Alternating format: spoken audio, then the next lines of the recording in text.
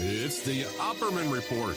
Join digital forensic investigator and PI Ed Opperman for an in-depth discussion of conspiracy theories, strategy of New World Order resistance, high-profile court cases in the news, and interviews with expert guests and authors on these topics and more. It's the Opperman Report.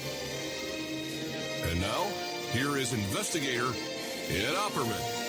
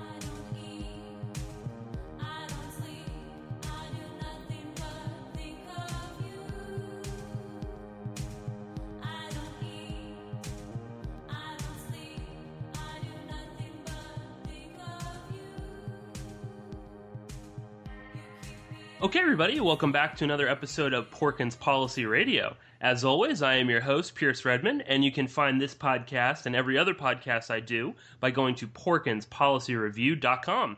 Well, welcome back, everybody. I know I must sound like a broken record. I'm always talking about, we're going to be back with lots of new podcasts, and I was just looking the other day to see, and the last person we talked to is our good friend Tom Secker, and that was a month ago.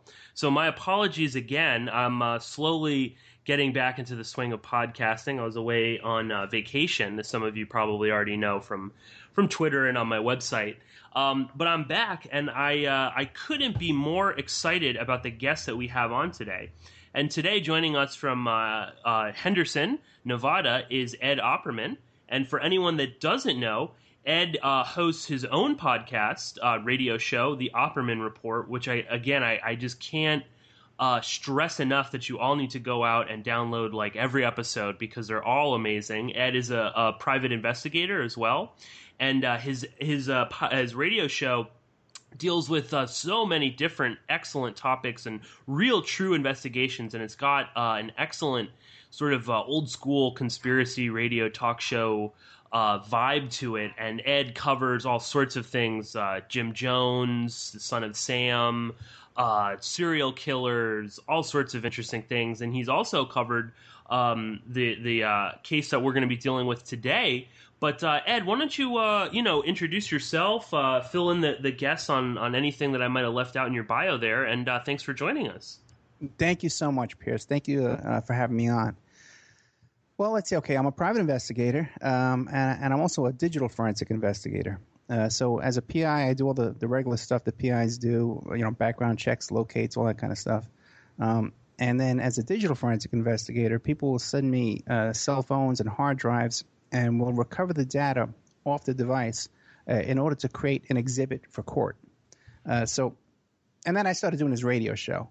So I try and use the same kind of methodical practices that I do in my work, for the show, and trying to, kind of cut out all the nonsense, and the hype, and you know what I'm talking about, right? Yeah, and try and stick to the facts and stuff. I like to say, hey, I could testify in court that I know this is true, as sort of like where the baseline is of what I'm trying to get out here. No, absolutely, and it really does come across in all of your episodes. It is a fact-based show. Again, you're also willing to admit, I might have made a mistake here, or I don't really know if this is the most credible source. You also have a wide variety of guests on people. I know there's a lot of people, myself included sometimes, you're a little hesitant. Oh, do I trust this guy? Is this okay? But you're very much more based on, well, let him just, say what he's going to say, and we can make up our mind. I'm sure you don't necessarily agree with everything that your guests say. And I'll just add, too, that Ed is a fellow New Yorker like myself, and that's very refreshing to hear in alternative media. There's, I don't know, there's just not a lot of real true New Yorkers doing this sort of work. And also, I just really appreciate, Ed, all of your focus on things like the Son of Sam and the crazy stuff that was going on in New York. I know everyone is very much obsessed, and rightfully so, with California and the wild scene going on there. But you really do bring out the fact that New York is as crazy, if not crazier, with a lot of these, serial killers and cults and things like that. So excellent stuff. Again, I really can't recommend the Opperman report. I've been obsessively downloading like every episode and going through them. So it's very good. But let's get on to this episode and why I've asked Ed on the show. So I'm sure the listeners are somewhat familiar with this guy, Jeffrey Epstein.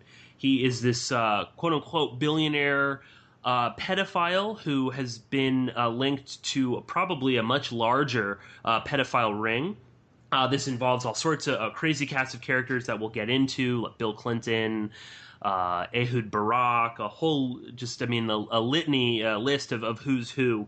But let me just say, before we kind of get into this is going to be, a fairly probably upsetting podcast for some people. We're going to be, this is a pretty dark subject, so keep that in mind. And also, just kind of keep in mind that these sort of things that don't get covered very well in the alternative media, of course not in the mainstream media. And this is a case that I've been very interested in, but it is something that's difficult to broach in the right way without making it kind of, sensational or making it there's a very creepy, I don't know, voyeuristic quality to a lot of the alternative media reporting on this. And I think we'll get into that later. But anyway, suffice it to say, Ed has done quite a bit of research on this. And for anyone that doesn't know, I'll kind of give a brief rundown of the Epstein case. And then, Ed, I'll throw it back to you if you want to kind of fill us in on some of the more specific details. But March 15th, 2005 to about February 2006, the Palm Beach police conducted an investigation into allegations of sexual battery against Jeffrey Epstein, this very rich and powerful guy.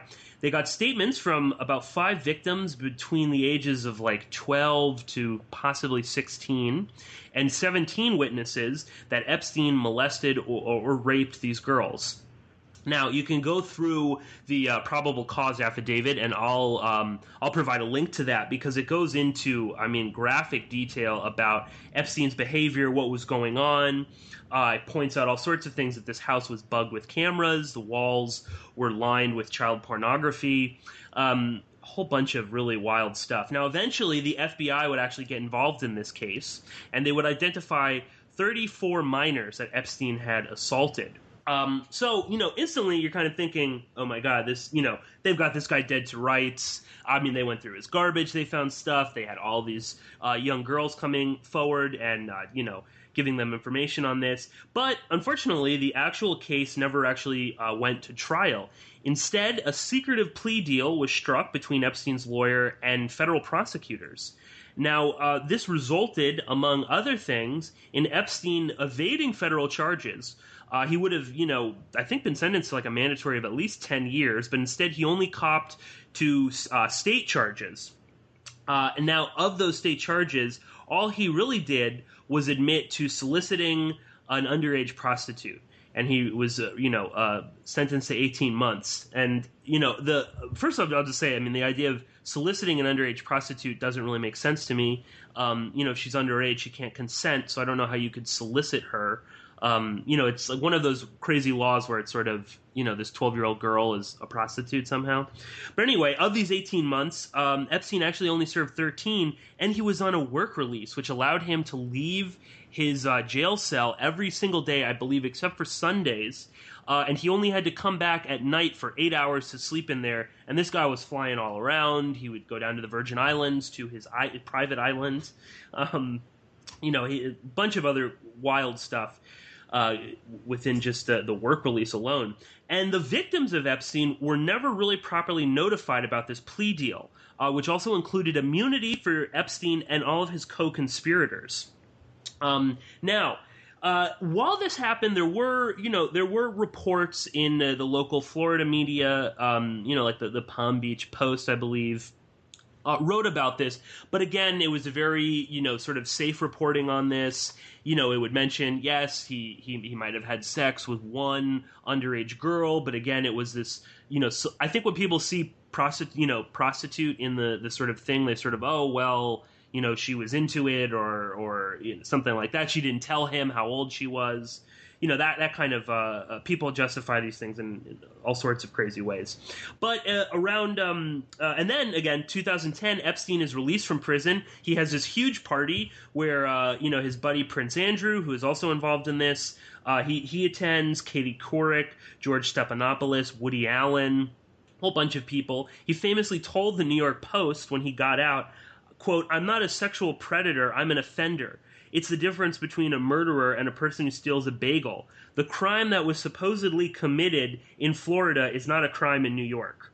Again, this is having sex with a 12-year-old girl that he paid money to. I don't know what what he thinks the law is, but anyway.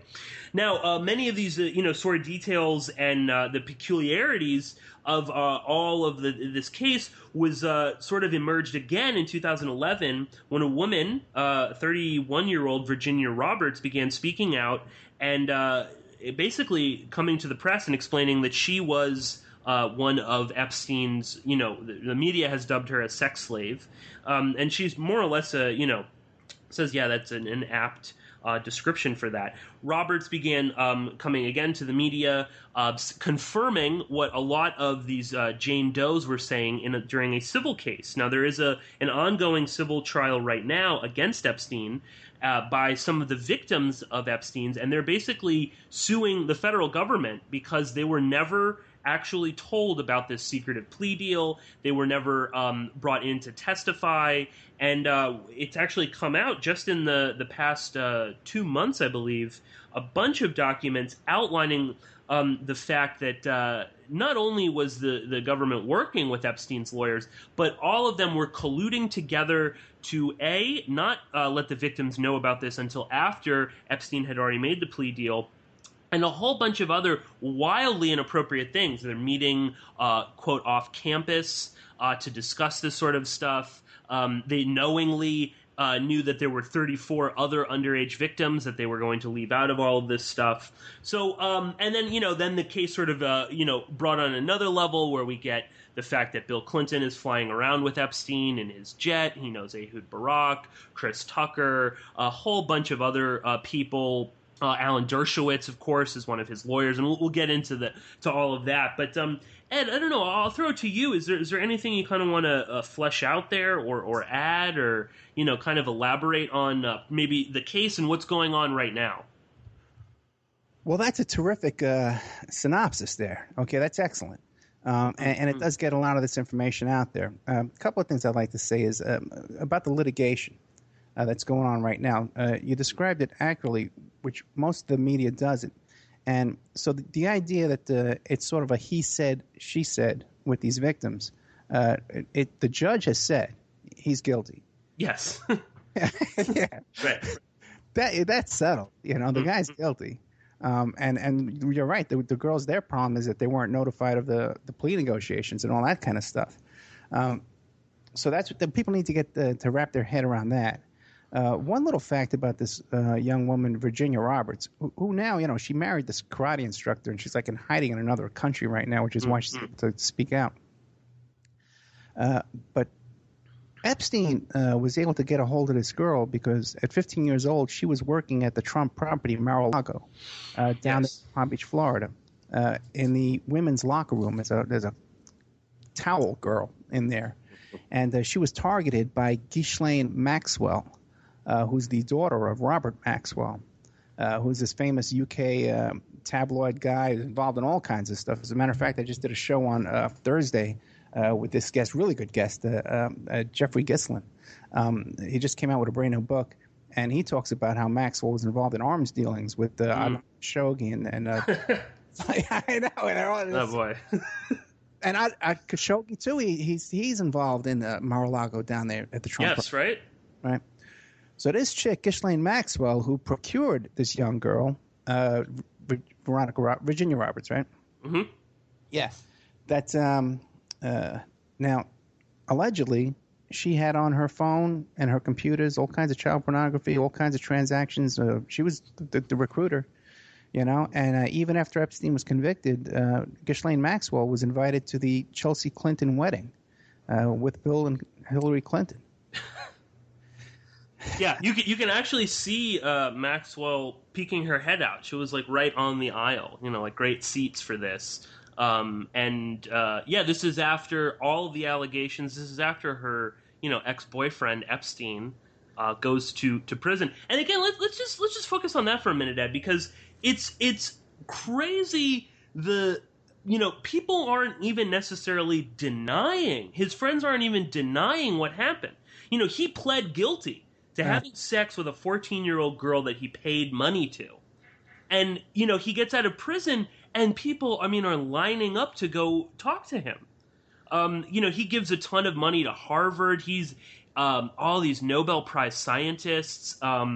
He's anyone that's interested, he's into some really out there kind of crazy transhumanist, thinking computers and some sort of music machine that would heal depression and bunch of really crazy, wild stuff, and he just gives away this money like it's going out of style, and people don't really seem to have a problem with him. This is something that I just found absolutely insane.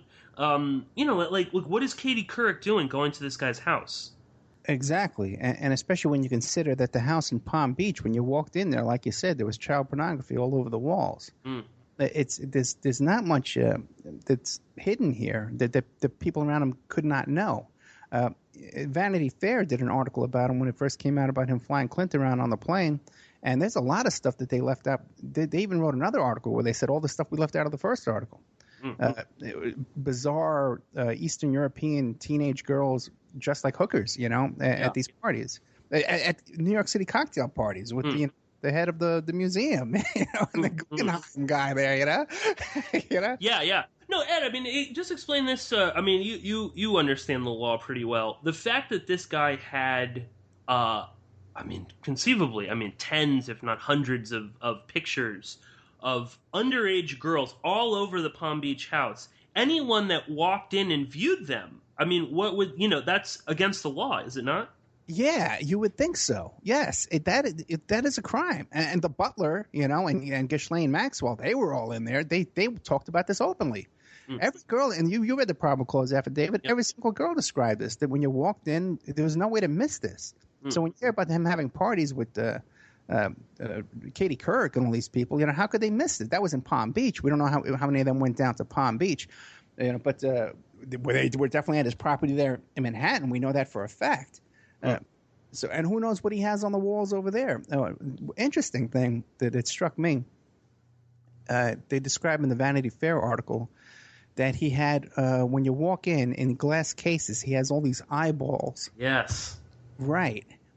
And in that black magic witchcraft kind of stuff, they have that thing where people can't see what you're doing if you have an eyeball staring back at them, And who else had an eyeball on his ring was Jimmy Savile. Yes, yeah. That he, got off a corpse that he might have had sex with, if you can imagine that. Yeah, it's really bizarre. Yeah, no, the eyeballs. Well, I think we'll try and touch on that later. But the kind of possible occult things or black magic going on with this, because I just can't help but think that there's some truth to that with this. The eyeballs thing is very, all of these, and I think the Vicky Ward, who wrote this Vanity Fair article, and she's recently written another article, basically talking about how she tried to warn everybody about Epstein, but the editors at Vanity Fair wouldn't let her. She said that the eyes all came from, I think it was World War II soldiers who had lost their eyes. No, they were artificial eyes. They were prosthetic. Yeah. Right. Yeah. Like World War I or World War II, something bizarre. Like that. Right. Yeah. God only knows where Epstein got these. But Ed, why don't you kind of flesh out Epstein a little bit? Because he's got a pretty interesting biography. And it is fairly scant, but there are some interesting details. And again, this is something that the media just sort of ignored, both alternative and the mainstream, kind of ignores where this guy came from, where his jobs, the cast of characters that he knew back in the 80s when he was sort of getting started. Why don't you kind of explain that to the listeners? You're right. They don't talk about where he came from. The guy used to be a school teacher. Yes. Now, Yeah. he was born in Coney Island, Brooklyn, and he went to Lafayette High School. Now, I don't know what Lafayette High School is like nowadays, but I know when I was a kid, Lafayette High School was like Welcome Back, Kotter High School, the old TV show. It was a real, inner city type of school. So he comes out of there, and somehow he winds up at Cooper Union in the Village. And again, at the time, Cooper Union, they only accepted like 5% of their applicants.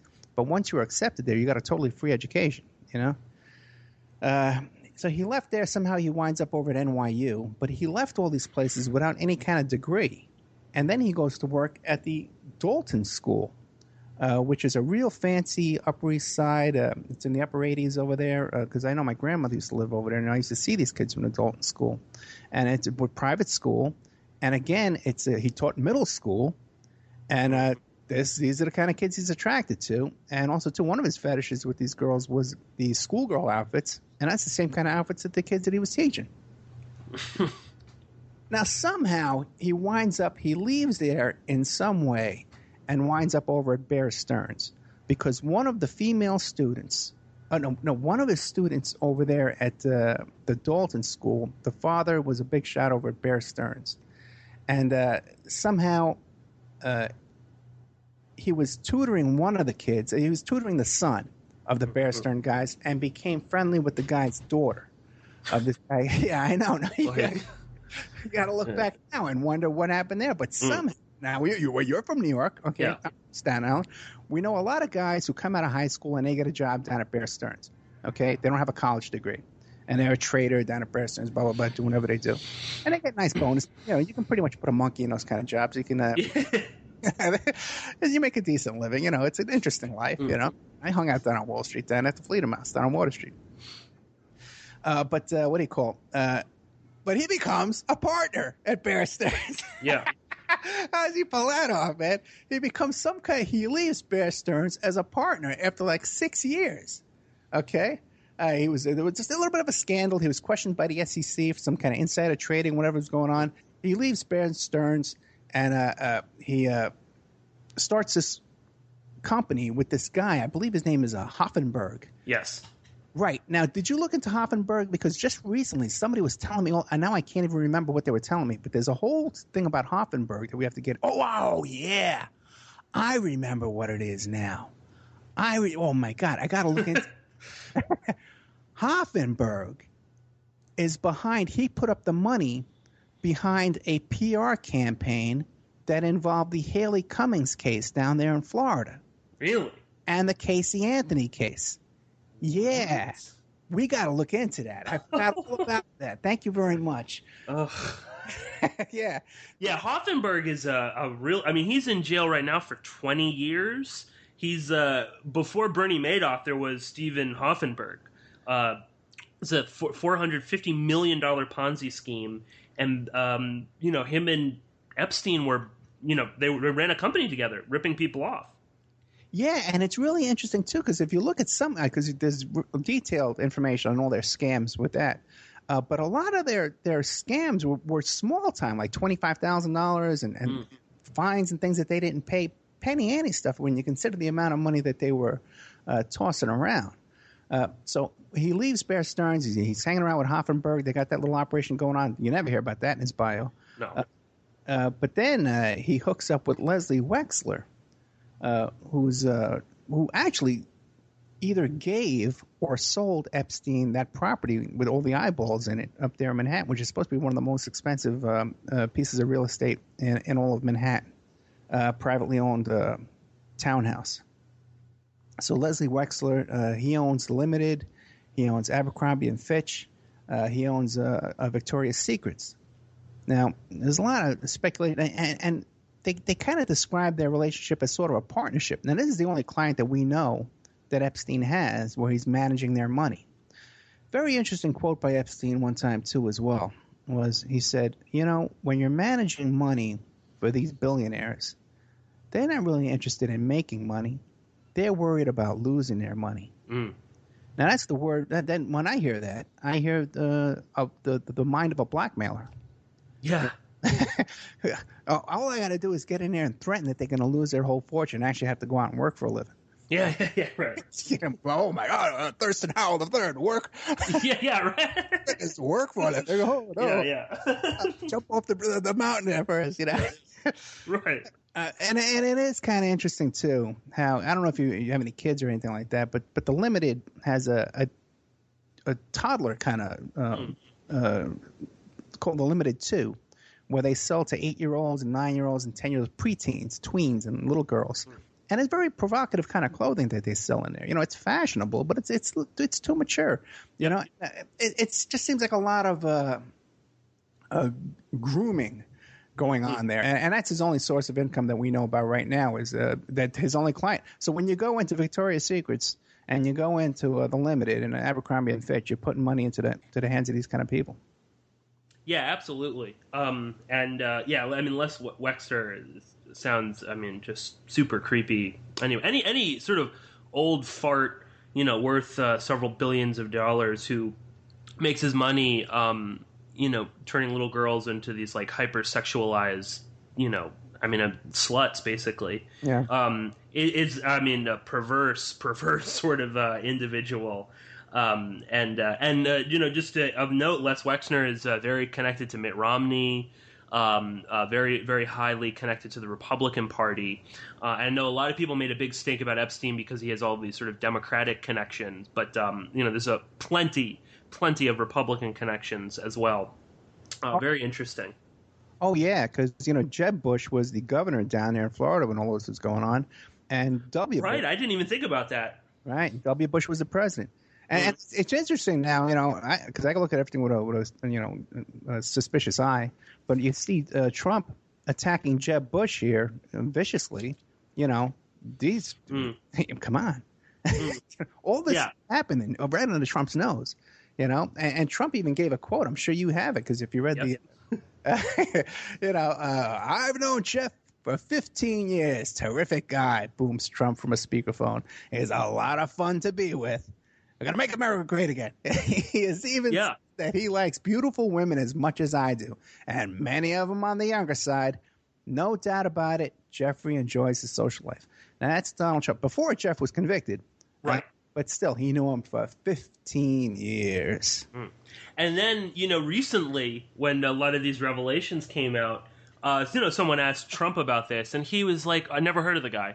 I think he went to my club. I sort of vaguely knew him. Not a big, when they've got this guy on record, and this is an interesting thing, Ed, I'd like to get your take on this. Every, Victoria Ward, she's spoken about this in the media, but when she was trying to write this article on Epstein, she sort of, was asked by, she was very pregnant at the time, she said. So she couldn't fly around, she really couldn't do a lot, and her editor over at Vanity Fair said, well, why don't you look into this guy Epstein? He's sort of this Gatsby type character. He's this billionaire, but no one knows where he got his money. No one really knows who he is, but he had recently flown Bill Clinton and Kevin Spacey and Chris Tucker and also a porn star, it came out, over to Africa for an AIDS conference.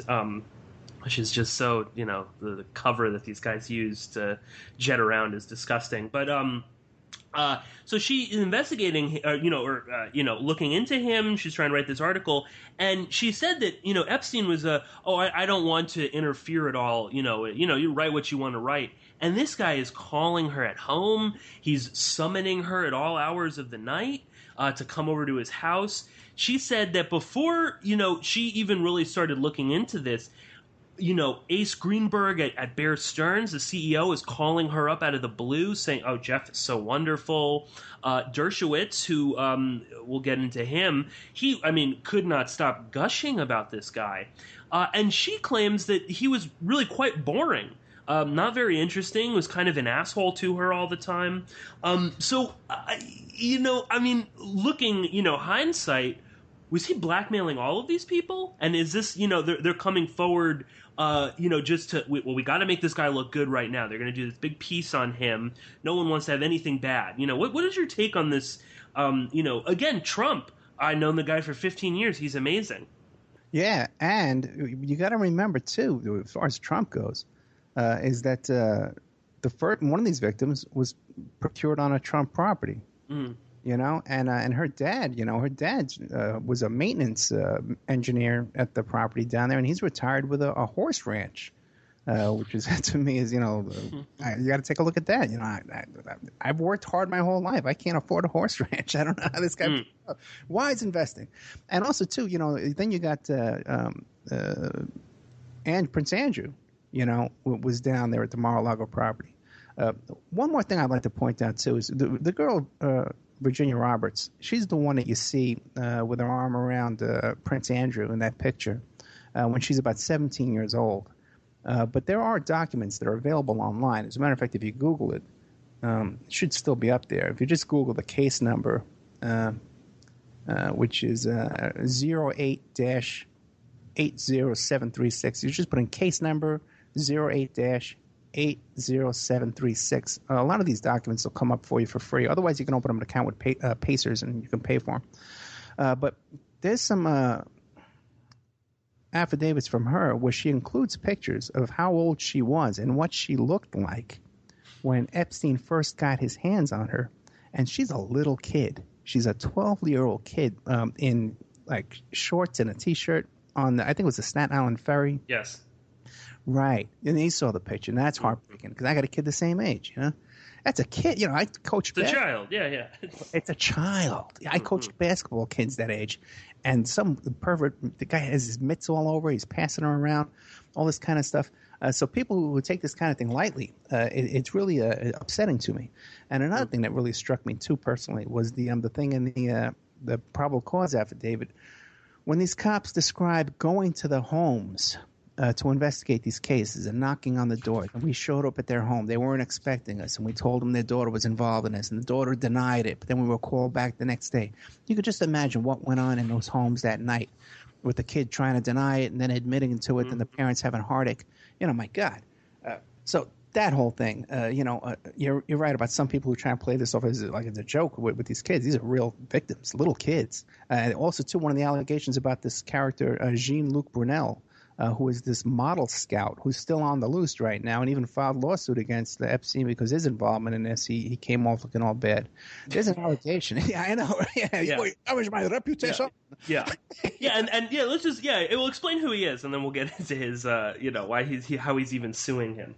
Oh, my God. Well, they did an expose on this guy years ago. I think it was 60 Minutes, that there were all kind of allegations about him. He was a famous modeling scout. And he would give these girls roofies and at nightclubs and stuff like that, and he was raping these girls. I don't think he's ever been convicted of anything. But he was one of Epstein's buddies. And there's also allegations that somehow this character has access to fake passports and visas and all kinds of stuff like that, and he's able to take these little girls and practically buy them from their families. And by the way, there's a woman right now who's living with Epstein that there's allegations that Epstein bought this girl from family in Eastern Europe. Anyway, but Brunel... And all these allegations about having fake passports, he's able to get this stuff. And there was also another thing, too, about Epstein having this kind of scam where he was able to get fake upgrades for first-class tickets back in the 80s and stuff like that. Yes, that's right. I knew guys that could do that in New York back in the 80s. So that's very interesting, too. I got to take another look into that angle. It's just goes to show you the kind of people that they're hanging out with and associating with. But Brunel also visited Epstein while he was in jail 50 times out of those 13 weeks. So he was there every Sunday, sometimes twice a day Sunday, I guess. How do you fit him in there? And a couple of things, too, I want to bring up about this jail sentence with Epstein is he was in there for 13 months, but he was in there all by himself. He had a private wing to that cell where there was no one else in there with him, and he had donated, I believe it was $95,000 or $75,000 to the sheriff's department prior to being incarcerated there. And he had as easy as you can get, and I did it. Yeah, anyway, one of crazy, But Brunel, he's suing now, and one of the allegations against Brunel though was that he got 3 12-year-old girls from France, from Paris, and he gave them to Epstein as a wedding gift, Yeah, exactly. And this was so funny with this guy Brunel is he's like, I can't believe they're linking me to this guy. He's such a horrible person. And he's visiting this guy like every weekend. I mean, what were they talking about? If he didn't want to look so guilty, maybe don't go and meet this guy. as you said, every weekend, maybe even twice a day. Yeah, 50 times in the 13 months. And good question is, what were they talking about? Yeah, exactly. Well, here's a question. I mean, don't those are those conversations not? I guess if it's in a federal prison, they're recorded. But if it's a state prison, would they not have recorded their conversations? Well, in a county jail, if it's over the phone, all those calls are recorded. Okay. And under normal circumstances, but I'm sure he had his own cell phone in there. I would be surprised if he didn't. I really would, in the conditions they're describing. Yeah. But a visit, I'm sure that he had a face-to-face visit, that it wasn't through that, like over here, Clark County Detention Center. When you want to go visit one of the detainees, you sit pretty much on TV. They go to a special room in their unit where they are, and you go to a special room in the waiting room, and you talk to them over TV, and all that's recorded. Video and audio is recorded. But I'm sure he didn't have to go through that. Right. Yeah. I mean, just the power that Epstein has. I'm sure, even if there are tapes or recordings, we're never going to see the light of day. For the man. Yeah. No, and again, the Brunel is a really interesting character to look into because, again, I mean, how is this guy getting U.S. passports for 12-year-old girls from the Balkans or France to fly, into New York, into Palm Beach, down to the Virgin Islands? Very interesting. And according, again, to Virginia Roberts, Brunel, procured thousands of children for Epstein. So very, very shady character. Someone to really look into. Let's get into some of the specifics of the actual case, because it has come to light recently that, as I said, there were some real peculiar things going on with this the actual plea deal. Explain a little bit of that. Explain too this. I believe his name is Alexander Acosta. He's a former U.S. attorney. Down in the Southern District of Florida. He was the one that was actually investigating trying Epstein. And he was intimidated, is this correct? Yeah, now you got to imagine, Acosta is the U.S. Attorney for the Southern District of Florida, right? So now he's the equivalent of Rudy Giuliani when Rudy Giuliani was the U.S. Attorney for the Northern District in New York City and prosecuting all those organized crime cases.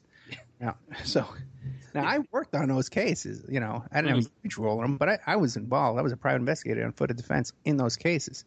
And for tough guys. Okay. Yeah, right. Yeah, the defendants were some real serious guys. There was one time when we were supposed to be sweeping for bugs, and we didn't find a bug in this guy's house, and we were all terrified that we were going to be in big trouble. Okay. Yeah. Wake up in a dumpster somewhere. Yeah, because he was coming over to talk to us about it. And everybody was, and we had guns, we were nervous, man. And that's a whole story by itself. But the idea that our little group of guys up there, and this is a well-funded defense. There was one case where this guy paid Thomas Puccio $15 million on a murder conviction, and he got away with 15 years. Wow. Yeah, but the idea that we would ever say, because you say, well, who is the witnesses? Where do they live? Let's talk to them. And interview these witnesses. But the idea that you would ever say, well, let's go after Giuliani. Let's investigate Giuliani. Let's talk to his boss. Let's talk to his coworkers, his former partners. Let's talk to his ex-wives. Let's talk to his neighbors. Let's dig up dirt on Giuliani. That we would have the balls to do that, man. God, we wouldn't think of it, okay? But that's what they did to this guy Acosta. They went after this guy. They had a team of investigators, and the dream team of lawyers, man, that Epstein had is remarkable. Jerry Lefcourt was a Fourth Amendment lawyer from New York City. Was Abby Hoffman's lawyer. Okay, I was involved with Jerry Lefcourt. He was up there with Bill Kunstler, that kind of lawyer. And then you got Kenneth Starr. Yeah. Dershowitz, a Harvard law professor. OJ. Yeah. Klaus von Bülow. Right. So he had a way above a dream team. But Acosta wrote a 3-page letter. Now, do you have a copy of that letter? Because I have the. It's in a Daily Beast article, right? Which of all places has actually been doing some really good reporting on Epstein. But yeah, I'll provide the links to the letter because it's wild what he asserts in this letter. Yeah, I have not been able to see the actual letter because when I went to the Daily Beast, because the only place you could find is in the Daily Beast article, and when I click on those links, they're dead links. I think the links are dead, but they have just the 3 pages, pasted on, in the article. You can view it as like a JPEG or something. Okay, I'll have to go back and check that out. But the response to that article, you have no trouble finding that because Roy Black wrote a response. Right. You can find that everywhere. And Roy Black too. You got to remember, he's the guy that did the Kennedy defense. William Kennedy Smith, who raped that girl down in Florida, and he got him off. So yeah.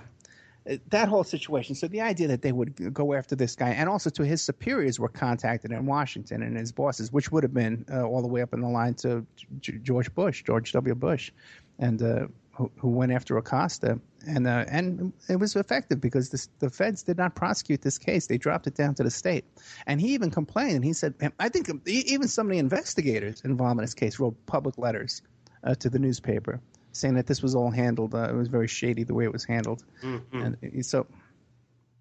Yeah, no, insane. I mean, you can read. They've just released a whole bunch of email correspondence between, Epstein's legal team. So some of these are from Roy Black, some of these are from Ken Starr, a bunch of other people. Where they're just, they're like colluding with these prosecutors to basically, they even in one of these emails, they basically say like, we have to make sure that the government doesn't, know what's going on. They're openly, not openly, but, they're discussing this with the people that are supposed to be putting Epstein in jail. They talk about, well, let's meet, off campus. We'll go to a bar or something like that. So these people are meeting, off hours, not in a courtroom. And again, they multiple emails where they're basically saying, like Epstein's legal team gets it all up in a tizzy about the possibility that some of these, Jane Does might be notified. And you hear one of these prosecutors, assuring them beyond all doubt, no, don't worry, no one will know about this until after Epstein is already pleaded and he's on his work release. Don't worry about it.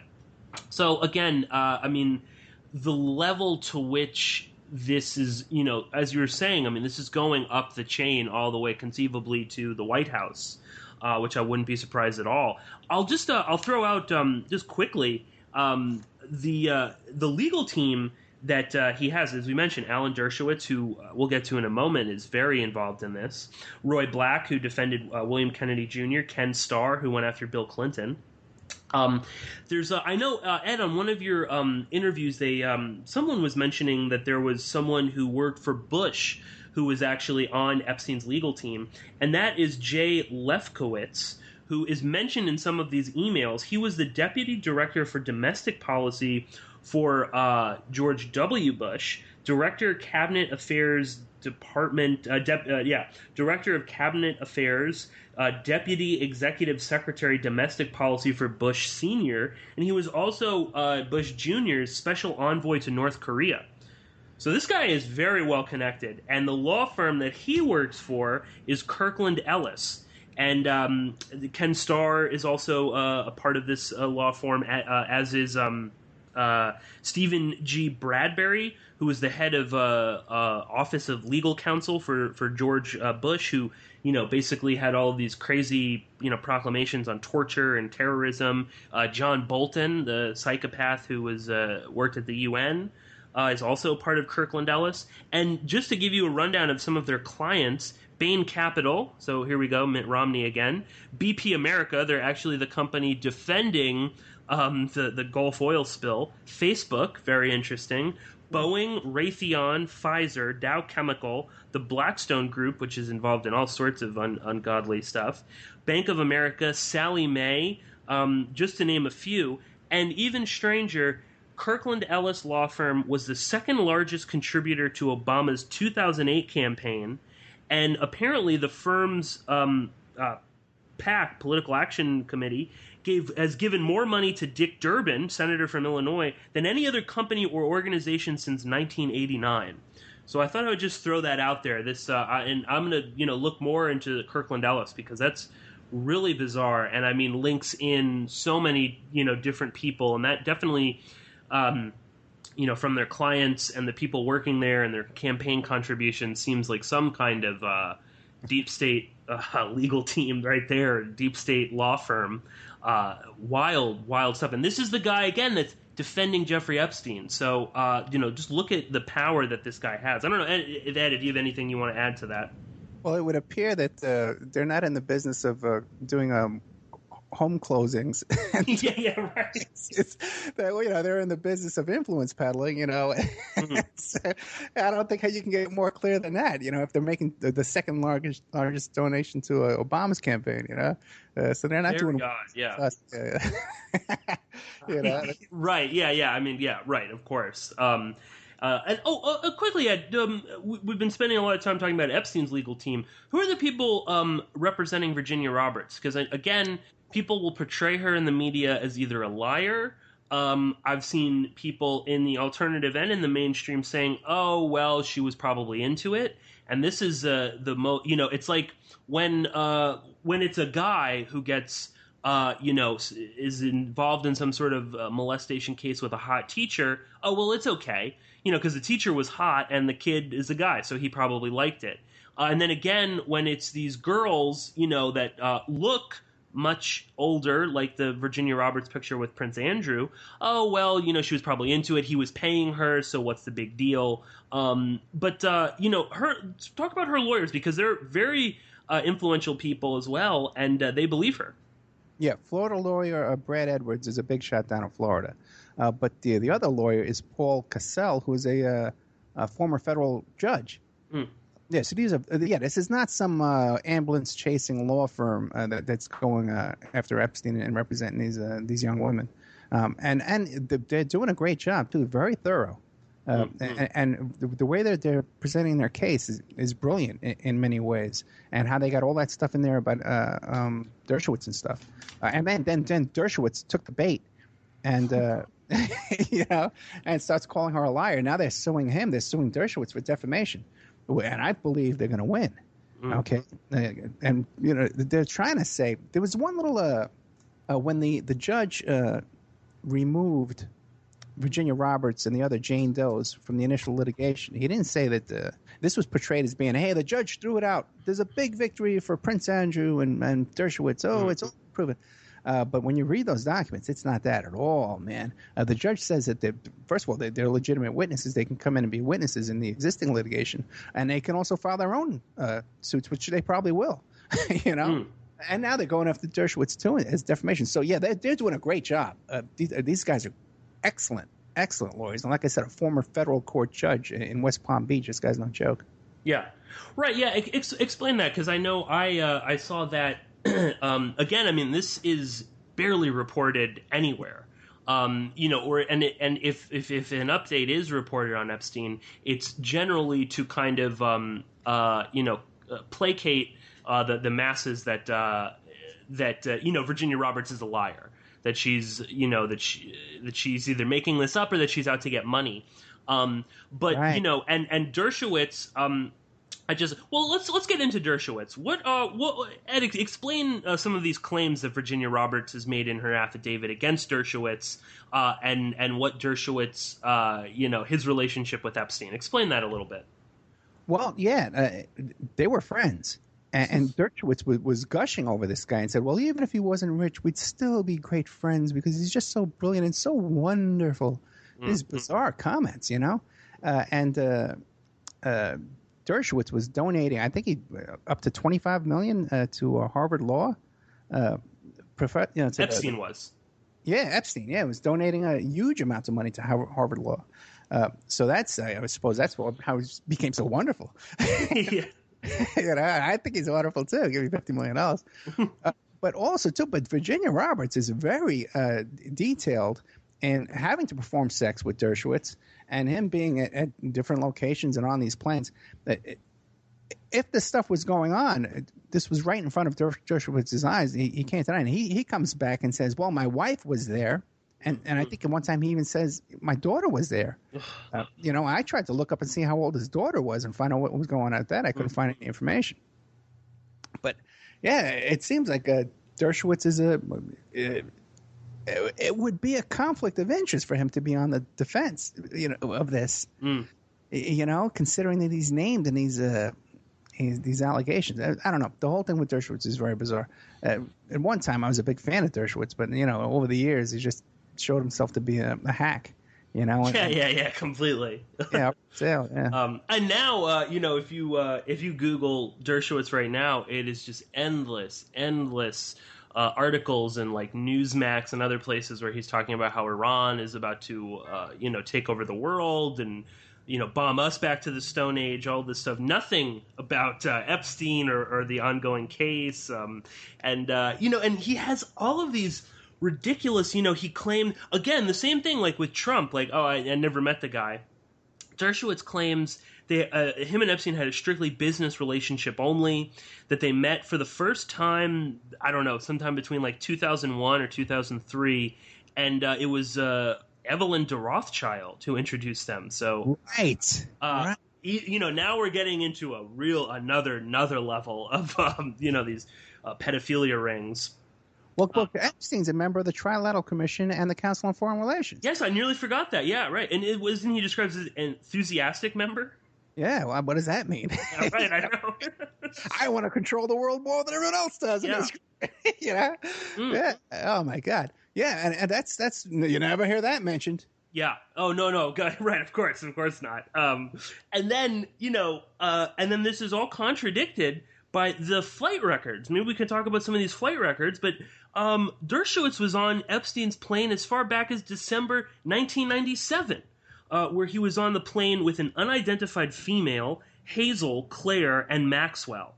And then he admitted to Gawker, oh, yeah, I guess I was on that plane in 97, but my wife was there too, or my daughter was there. Nothing could have happened. Also, this isn't a small private plane. This is like a jumbo jet. You know what I mean?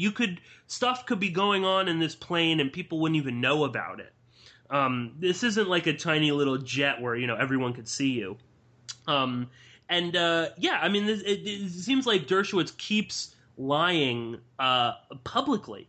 And he is playing this whole, Virginia Roberts and Jane Doe number 4, they can't participate in whatever this lawsuit. He's playing that as a victory for himself, correct? Yeah, right. And when really, when you read it, it's not a victory at all. And plus they've won that lawsuit. All the discovery that was sealed has all been unsealed. Mm-hmm. And they gave Epstein, they gave him time to appeal. I don't know if he did appeal, but I know it's all out now. So it's all in the public. So if he did appeal, he lost the appeal. Real interesting about, again, I don't want to keep forgetting because we keep talking about Chris Tucker. Was one of the guys who was on his plane. Chris Tucker has his own plane too, Mm-hmm. Okay, Chris Tucker has his own plane. And the reason why I know that is because in the trial of Michael Jackson, it came out that this little boy Gavino, the one that was in the film Living with Michael Jackson, yes, Martin Bashir. That everybody watched that, and all you had to do was watch that and be creeped out, and you see this little kid talking about how Michael Jackson healed him and they sleep in the same bed and all this kind of talk. So what happened was, first of all, when this boy was first brought to the comedy club by Jamie Masur, who owned the comedy club in California, he was delivered by Chris Tucker's plane, brought this kid over to the comedy club. And then Chris Tucker became involved a second time when after that video showed up of them, talking about cuddling in bed and stuff. The paparazzi swarmed all over this little boy's house, and they were swarmed all over Neverland. And the little boy Gavino contacted Chris Tucker. How he had his number, who knows? But contacted him and said, "Please, Mr. Tucker, please take me down to where Michael Jackson is in Florida, and take me to him so I could be safe around Michael Jackson." That's what Chris Tucker testified to in court. Right. Now, it would seem to me that if anybody wanted to, get this kid away from the press and over into Michael Jackson's hands, it would have been Michael Jackson who gave that order. But who am I to say? Yeah. No. I know, and you just have to wonder again. I mean, even if Chris Tucker didn't know or something. I mean, it's just, what are you doing on this guy's plane? And Kevin Spacey was on that flight. Bill Clinton was on that flight. A porn star was on that flight. I mean, not to attack porn stars at all, but very, again, it's just sort of like, what is Bill even doing? Why is he even, supposedly, according to New York Magazine, the Bill Clinton thing, he basically hired Epstein. He had no idea who he was, but his assistant, Doug Band, was like, oh, well, this guy's got a plane. Bill can't hire his own plane. He can't buy a plane. Why is he even flying around with this guy? He can't rent a plane to go to an AIDS conference? Well, you have Epstein's phone records, and he has 30 different telephone numbers of ways to contact Bill Clinton. So these guys are not casual acquaintances. I don't even have one number to contact you. Yeah, right. No. Yeah, exactly. Yeah. I mean, at most, you might have 3 phone numbers for someone. Yep. This guy's got every number that Clinton possibly, has. Let's talk about quickly some of these other numbers in this little black book. Real quick, let me mention Kevin Spacey. Please do, yeah. Because I'm going to have Kevin Spacey's brother on my show. Very interesting guy. He's a limo driver. I believe it's in Utah, and he's a Rod Stewart impersonator. Okay, and really? Oh my God, this is gold. I look up these people, man. Let me tell you. And their father was a neo-Nazi, white supremacist. And the brother claims that he was molested by the father, sexually molested by their father, and that both brothers were tortured and locked in closets and stuff like that in their childhood. Really, really bizarre stuff. So I can't wait to get him on and have him spill his guts. Also, too, another one that was on this plane, Epstein's plane, is Courtney Love. Yes. Courtney Love, my goodness. Okay, she was on the plane. There's a lot of we've been doing a lot of work on this because I've had Hank Harrison. I'm friends with her dad, Hank Harrison, now. He contacts me all the time. And I've had him on the show twice. And in one of the shows that I have in my members section on the OppermanReport.com is an interview I just did recently with Courtney Love's dad. And fascinating. The whole Courtney Love story is just beyond belief because she went to middle school at the Presidio Middle School. Where all that the Presidio Daycare Center child molestation scandal went on with Colonel Aquino and all that. There's some speculation, and by the way, she was definitely this kid was in all kinds of cults and all kind of bizarre stuff since childhood. I'll let you. There's too much detail to go into right now, but in my interview that we just did with Hank Harrison about the movie Soaked in Bleach, we wanted to talk about that, but a couple of things came out because John Potash, the author of FBI Drugs Used as a Weapon Against Us, it's a brand new book he has coming out. He wrote the book about the FBI war on Tupac Shakur as well. As I was interviewing Epstein, because I had put them in touch previously to talk about Courtney Love for the book Drugs Used as a Weapon Against Us. So I was chatting with Potash online as I was interviewing Hank Harrison, the father of Courtney Love. And he says, Ed, let me call in because I got to ask him a question. It turns out that Courtney Love, when she went to Ireland at 15 years old, had like 10,000 hits of LSD with her. And who was her boyfriend over there in Ireland? He was a grown adult CIA agent that was also friends with Hank Harrison. And Hank Harrison lays all this out in the interview. He talks all about it. Courtney Love was having a relationship at 15 years old with an adult CIA agent. Then we ask him, well, what about this stuff of her being on this plane with Epstein? He didn't really know who Epstein was, but he confirmed to us that Courtney Love was involved in prostitution and procuring sex trafficking, underage sex trafficking of teenagers and young preteens for elites and for parties. And she was on Epstein's plane as well. Yeah. Oh, and I mean, she spent some time as a 16-year-old stripper. In Portland. I mean, and this is not to obviously, if she's doing this, it's horrible. But I mean, God only knows what they had to do to her to make her do this. And I mean, it also makes you just her association with Epstein makes you think twice about how Kurt Cobain died. That's another episode entirely as well. Yeah. Well, just quickly running through. And I was just you're talking about. This just popped into my mind.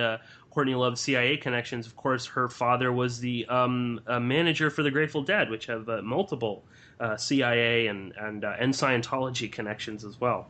Yeah, he comes out of the whole thing with the electric Kool-Aid acid test. He's an old LSD guy. Yeah. He was manager for the Grateful Dead. He hung out with the Grateful Dead. He was friends with them before they got famous. Mm-hmm. And what he tells us that his role was in all this was that he would talk people down from bad LSD trips. He was sort of like a counselor. Mm. Yeah. Right. He's a fascinating guy. Yeah, no, for sure. Yeah. So just quickly, in this Black Book, he also has multiple numbers for Ehud Barak, former prime minister, defense minister of Israel, who was also on this plane several times. The entire Trump family, the Donald can deny this all he wants, but Epstein has, like 10 numbers for him, has numbers for Ivanka Trump as well. Bill Richardson, the former governor of New Mexico, which is also the home to one of Epstein's very large pieces of property. All sorts of royalty, not just, there's a lot about Prince Andrew, but other English royalty. Obviously, he has a bunch of numbers for the Rothschilds, Dutch royalty, a few Saudi princes. Very interesting, too, some royalty, these like former princes or princes of the former Yugoslavia, which is very interesting because apparently that one of these women that is living with Epstein right now, whose name I'm not even going to try to pronounce right now, but I'll get some links for it or something in the show notes. She allegedly, Epstein boasted that he bought her from the Balkans somewhere. So I don't even know. Lots of, quote, massage, that'll be an entry in his book. And, Virginia Roberts said that massage basically meant sex with a girl. And under some of these massage things, he actually writes mother of, So it's like mother of, I don't know, Ashley or something like that. So he had even the mother's names on this. And then two other ones that I'll just throw out as really bizarre. Linda Janklow, who works at Lincoln Center. She's on the board of directors at Lincoln Center. And that just only popped up to me because the former conductor of the Metropolitan Opera, James Levine, has had his own very, very interesting rumors about all the little kids that he was sleeping with. And I actually knew someone that worked at the Metropolitan Opera, and they told me that, that is completely true, and that he was paying out money to these families every time it would get caught to keep it out of the press and whatnot.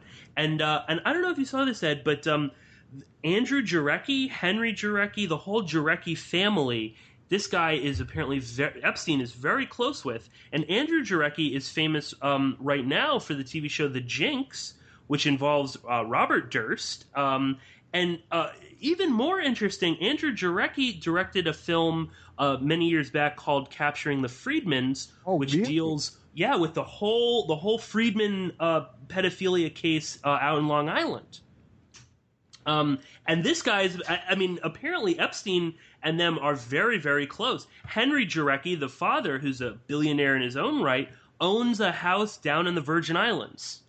I wasn't aware of any of that. Capturing the Friedmans is kind of a whitewash of that case of this family of pedophiles over there. Yeah, I know. It's really making me rethink that whole thing. And Andrew Jarecki, people don't realize, they think he's just, he makes very compelling documentaries. But this kid was born a billionaire. He co-founded Moviefone and made a mint out of selling it. His father, Henry Jackson, is, a billionaire several times. Even the Jinx is, he basically helped Robert Durst get away with this stuff. Because now Durst can claim, well, I didn't know I was being filmed. So, the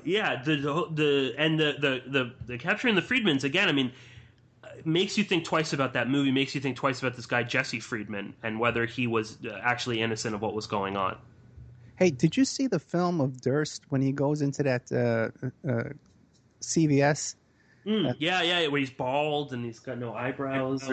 Well, no, he goes in to pick up his prescription or whatever, and he urinates on... Oh, yeah. candy rack. Right in front of him, he just pulls it out, whips it out, and you're discreetly, and while he's paying, and he walks out. These people are in a whole nother world, man. Yeah.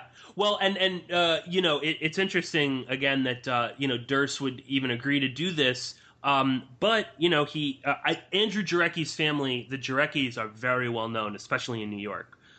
They're part of the New York elite. As I said, this kid was born a billionaire. So who better to make a movie about this billionaire serial killer than Andrew Jarecki?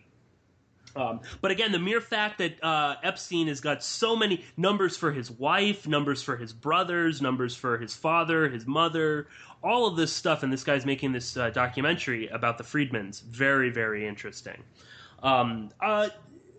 And I think we'll move on a little bit. But anything at all on the case, any of these characters, anything you want to mention? Well, let's see. I think we covered just about everything. The atrocity of how he was treated with kid gloves in prison, the sentencing he got away with, all the millionaires and billionaires he knows with, Trump's involvement with him. What a story. Yeah. Well, that's what I want.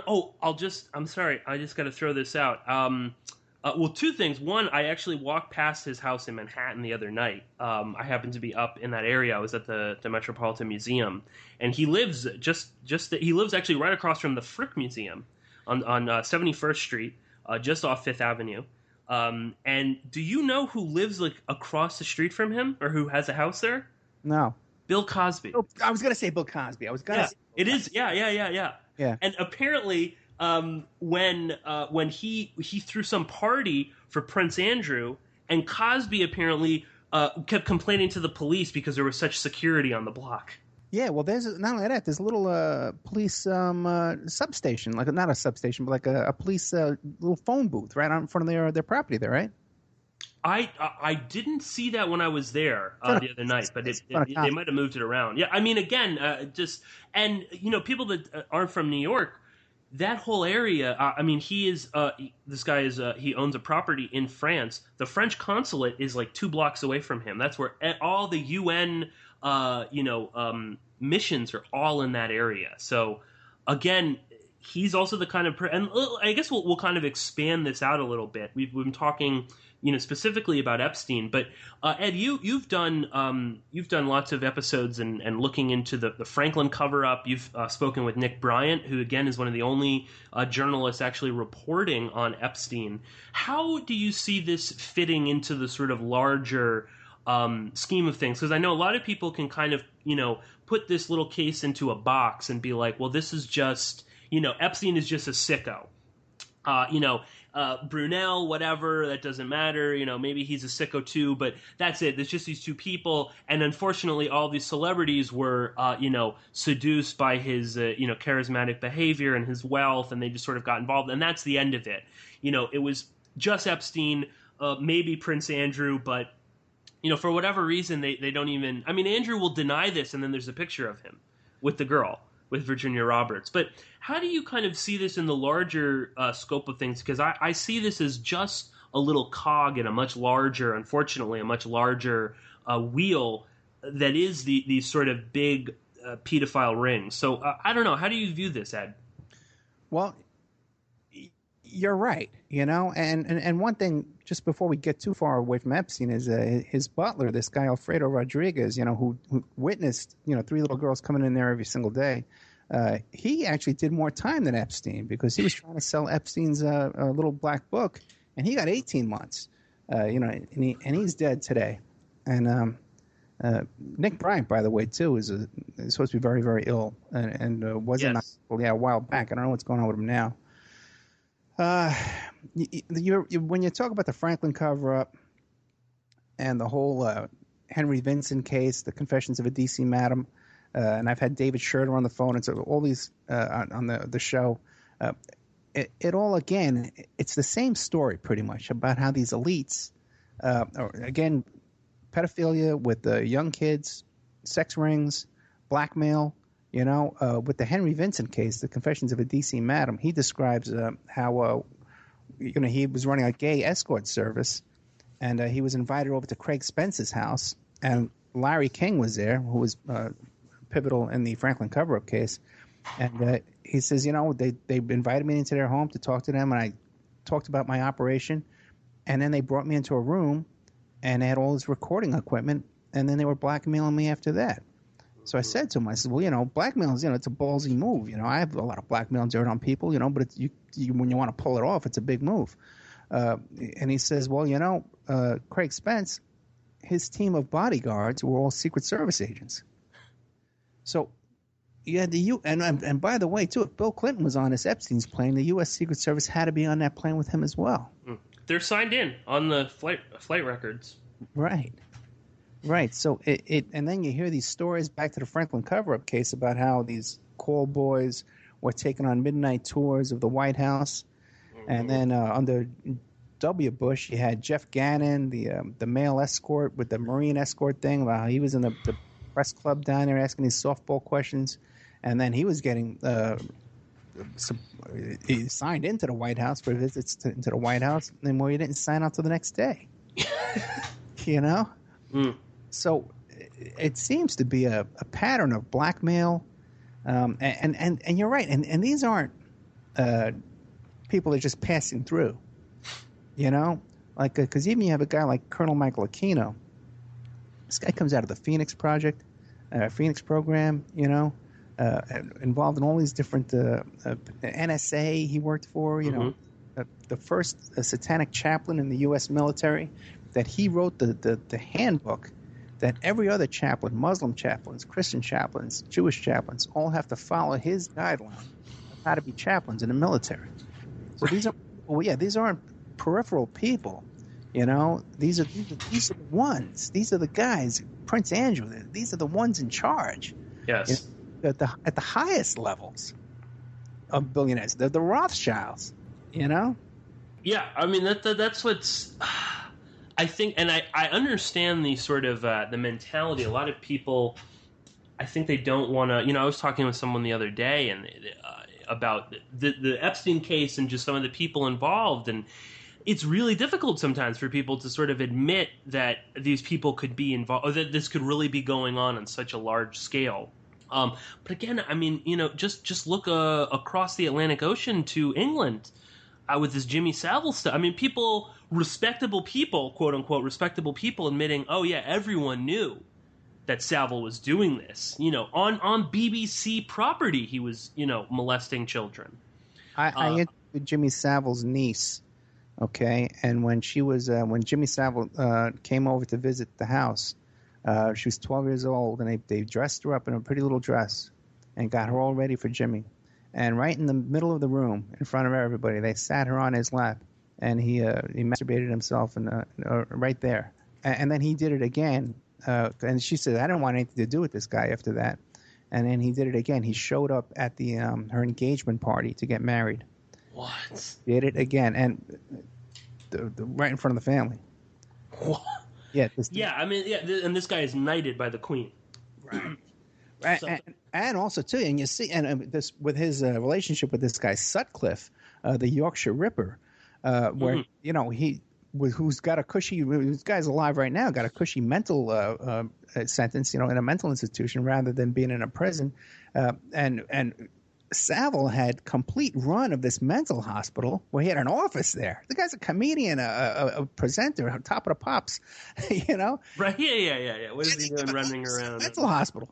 Right, and I mean, and that's the thing here with Epstein. And I guess this is my sort of question, something that I've been mulling over, and we can kind of theorize about this a little bit. But and I think all my listeners are very familiar with our friend and my boss over at Boiling Frogs Post, Sibel Edmonds, and she wrote in her first novel, The Lone Gladio, one of the major themes or storylines in that book is this sort of international CIA run pedophile blackmailing program, where the CIA is bugging hotel rooms and working with pimps in Southeast Asia to bring children over to blackmail politicians and things like that. And obviously, again, Henry Vinson, Craig Spence was a CIA agent or asset Right. admitted to that. And it just sort of makes sense. And again, Epstein fits that kind of pattern of the type of true lunatic psychopath that the CIA would be into. You just look at pictures of this guy, Ed. I mean, it's like he's just nearly emotionless.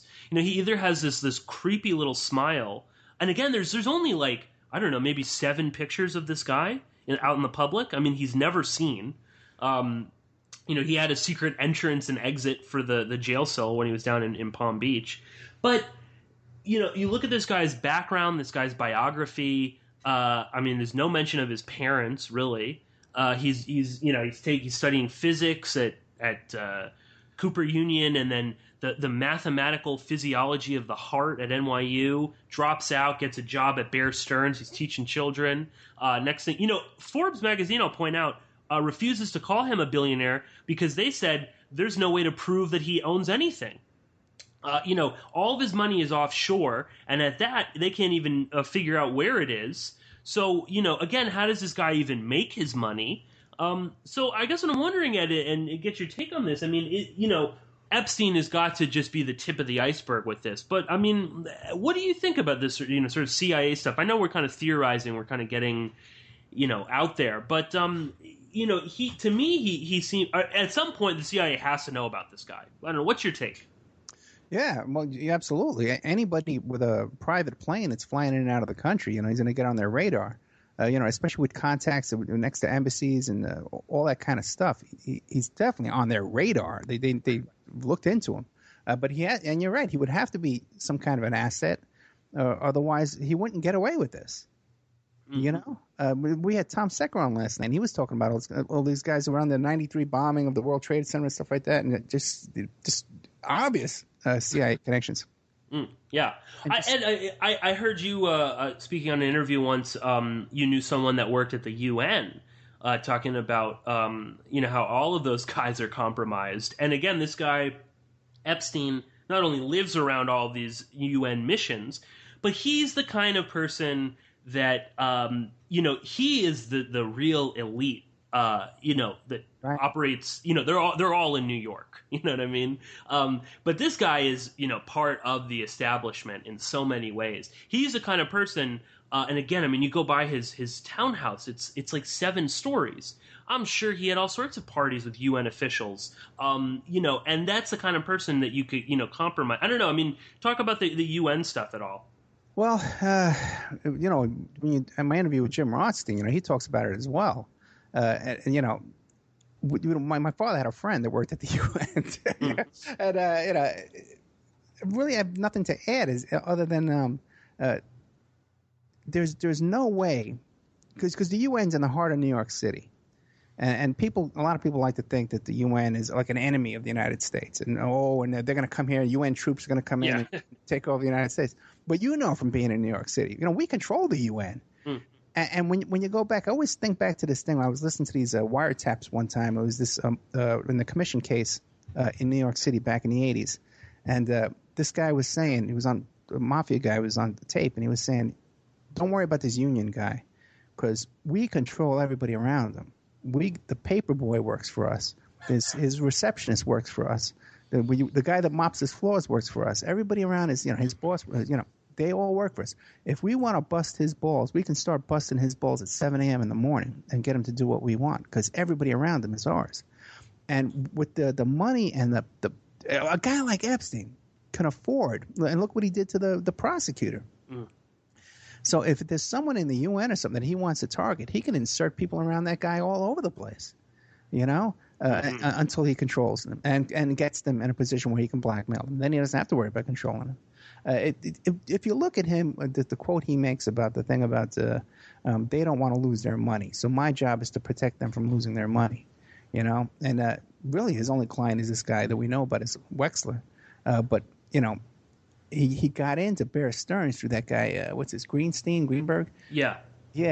So, who would be a kind of guy that doesn't want to lose his money, And, Right.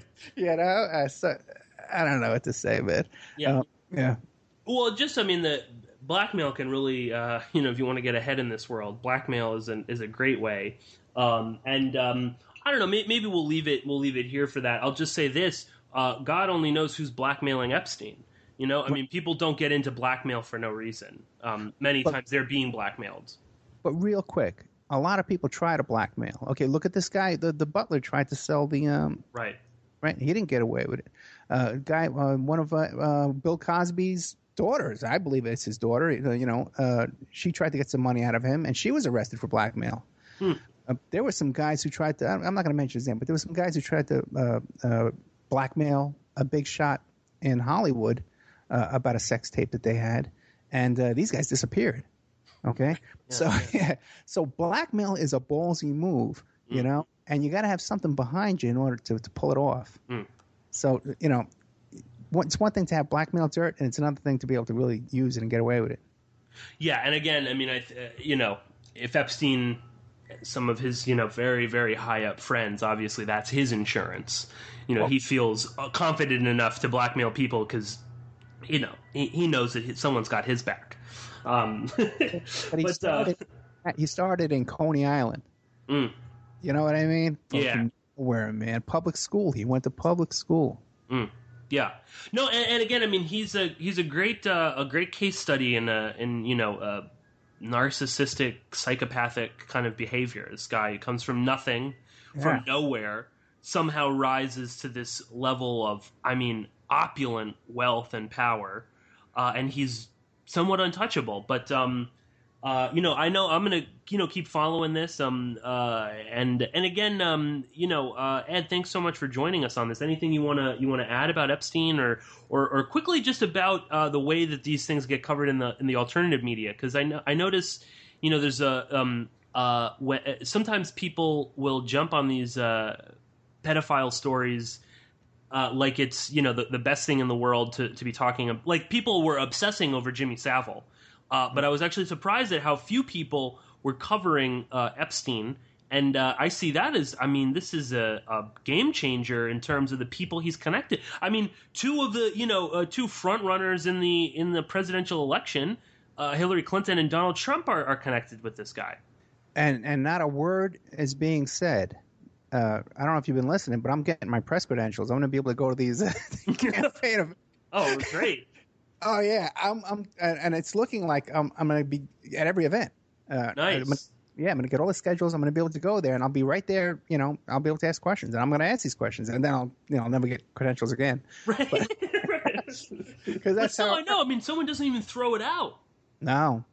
Not even like, oh, would you like to address this scandal, or because they'll give them the softball questions. Yeah, but this never even gets brought up. Come on, Bill Clinton was on the plane.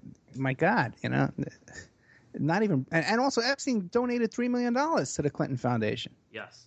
And that's never brought up. But to sum all this up, I'd like to say this. First of all, I think that every time I've come on any show and talked about this case, you're the best as far as doing your research and doing your homework on this. I'm very, very impressed, and I thank you. I've learned a lot. Thank you. No, thank you very much. I've learned a lot of new stuff from this show today. Thank you.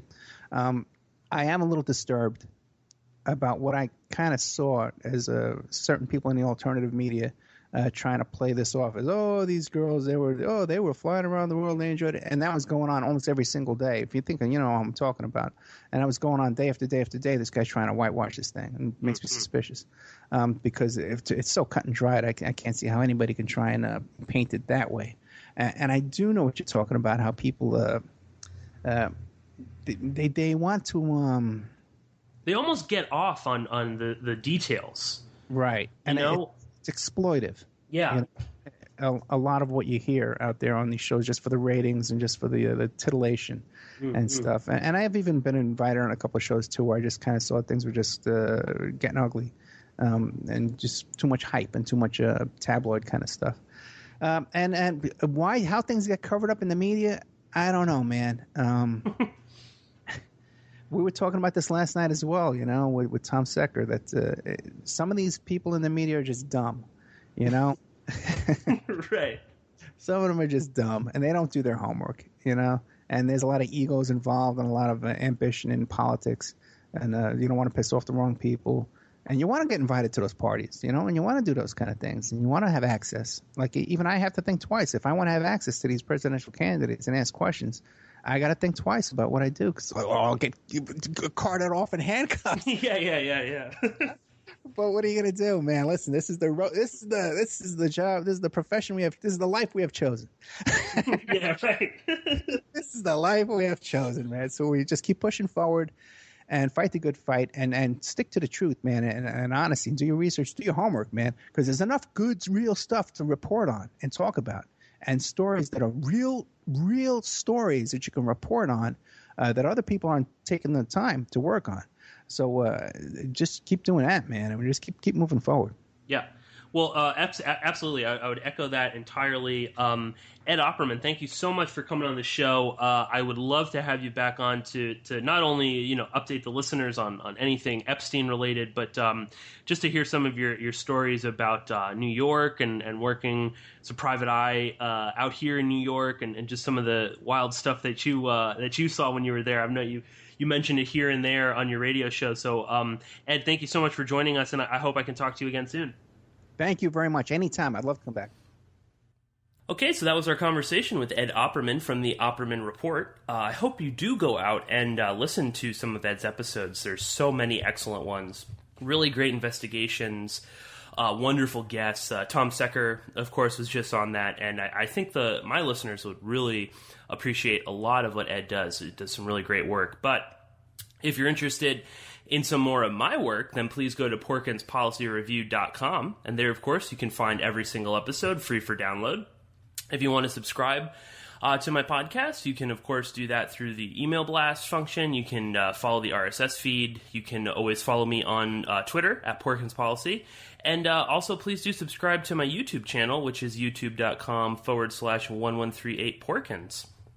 And if you do like this work, if you do, if you want to hear more conversations like the one that me and Ed just had, then please do spread the word. Tell your friends about it. Put it up on your social media. Email it. Simply just telling someone is great. And of course, if you want to support me in another way, then you can always subscribe to BoilingFrogsPost.com, where, of course, I am the partner producer on the BFP Roundtable series. So, yeah, if you want to support me that way, that's always an excellent way. There's just a ton of great people on that. Tom Secker, Guillermo Jimenez, James Corbett, Christoph Gehrman, Mark Mondelik, of course, Sibel Edmonds, Peter B. Collins, everybody, Andrew Gavin Marshall. I know I'm going to forget some people right now, but that's always a great way to support my work as well. So thank you all so much. I know, yet again, it's been a month since I've had a podcast up, but I am working on some interesting things. I'm not going to really get into them right now because it seems like every time I mention an episode, it never gets done, so I won't do that here. But we do have some excellent episodes in the works. I can say that me and Tom are working behind the scenes on season 2, of the CIA in Hollywood. We haven't forgotten about that. We already have the rough list of movies and guests lined up, so look forward to that probably in a couple months. We're aiming maybe towards the beginning of next year, but we'll have to see exactly about all of that. And look out for some Homeland-related episodes. The new season of Homeland is coming out, and Tom and I, of course, will be covering that, so we'll see how we're going to be doing that. But once again, thank you all so much. Again, please do spread the word. Talk about this, whatever you want to do.